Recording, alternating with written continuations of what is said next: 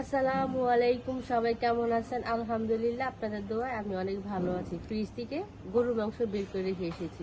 আজকে ভাবছি গরুর মাংস দিয়ে পুঁই শাক রান্না করবো, তাই ছাদে চলে আসলাম। ছাদে এসে এখন এই যে পুঁই শাক কেটে নিব, তারপরে রান্না করব।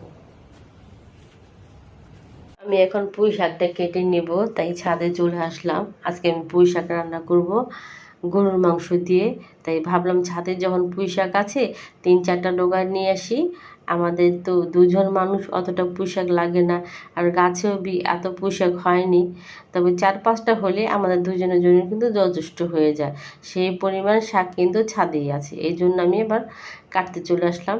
আর ওখানে আমি এবার গরুর মাংস রান্না করে ভিজিয়ে রেখে এসেছি, কারণ আজকে গরুর মাংস দিয়ে পুঁই শাক রান্না করব। এটার উপরে থাকবে আজকের রেসিপি। এই যে পুঁই শাক কিন্তু আমার কাটা হয়ে গেছে। বললাম না, 4-5টা ডোকা হলে আমাদের হয়ে যাবে। এই যে আমার কিন্তু কাটা শেষ। আর পুঁই শাকগুলো এরকম টস টস করতেছে, মনে হয় কাছেই খাওয়া যাবে। আর এই পাশে পুঁই শাকের যে ডাঁটটা ছিল সেটা আমি আলাদা করে রেখেছি। এটা আবার সিদ্ধ হতে দেরি হয় বলে এই জন্য আগেই দিয়ে দিলাম, মানে সিদ্ধ করে নিব মাংসর সাথে আগে দিয়ে। আর এই পাশে কিন্তু আমি গরুর মাংস বের করে রেখেছি। আগে যদি ডাঁটাটা না দিই তাহলে কিন্তু ডাঁটাটা গলবে না। আবার পুঁই শাকটা যদি বেশিক্ষণ রাখি তাহলে পুঁই শাকের পাতাগুলো কিন্তু বেশি গলে যেয়ে তখন কালারটা একটু অন্য রকমের চলে আসবে। এই জন্য আমি ডাঁটাটা সিদ্ধ করে তারপরে পুঁই শাকের পাতাটা দিব। এই জন্য আবার আমি কড়াই বসিয়ে দিলাম, তেলও গরম হয়ে গেছে, পেঁয়াজ ছেড়ে দিলাম। তবে পেঁয়াজের পরিমাণ কিন্তু কম, কারণ আজকে আমি রান্না করবো পুঁই শাক দিয়ে, সেহেতু পেঁয়াজটা আমার অত প্রয়োজন নেই আজকে। যদি আমি ভুনা ভুনা করে তরকারি করতাম তাহলে অবশ্যই পেঁয়াজের পরিমাণটা কিন্তু আরও 2 গুণ বাড়তো।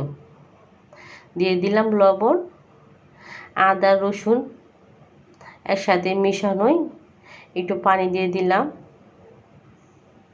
এখন আমি একে একে সব মশলা দিয়ে দিব। দিয়ে দিলাম হলুদ গুঁড়া,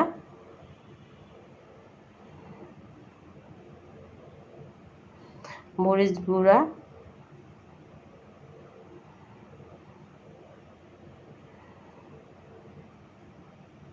আরও মশলা আছে আমি সেগুলো দিয়ে দিব।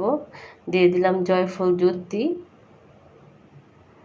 গরম এলাচি গুঁড়া। আমার কিন্তু মশলাটা কষানো হয়ে গেছে, আমি মাংসটা ছেড়ে দিলাম। মাংসটা আমি একটু কষিয়ে নিব।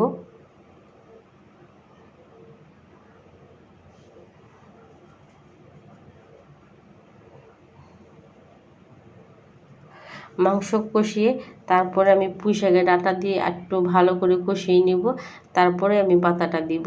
এই যে পুঁই শাকের ডাঁটাটা দিয়ে দিলাম, আর মাংসটা তো অবশ্যই আমি কষিয়ে নিলাম। এই যে পুঁই শাক ডাঁটাই দিছি, কিন্তু এখানে কিন্তু আমি কোনো পাতা দিই নাই, কিন্তু এটাকে ভালো করে সিদ্ধ করে তারপরে যাই আমি পাতাটা দিব। এখন আমি পাতাটাও দিয়ে দিব। এই যে পাতা দিয়ে দিলাম,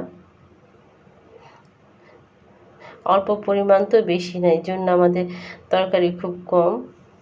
এখন আমি ভালো করে মশলার সাথে মেখে নিব। এই যে মশলার সাথে মেখে নিলাম এবং ভালো করে এখন আমি ঢেকে রাখবো। কালারটা কিন্তু খুবই সুন্দর একটা কালার আসছে।